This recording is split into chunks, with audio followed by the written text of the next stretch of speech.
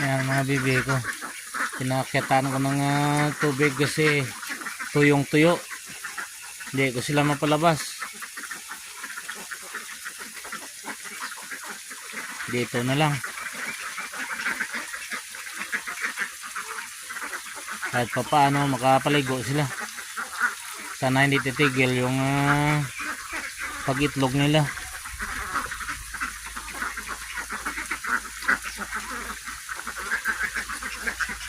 Dami-dami na rin sana itlog nila eh. Pero hindi ko na sila mapalabas. Hindi ko pwede sila iwanan sa labas eh. Mga salapi nila ayaw eh. Uma nila ayaw eh. Papuntahan ng bibi. Okay lang yan.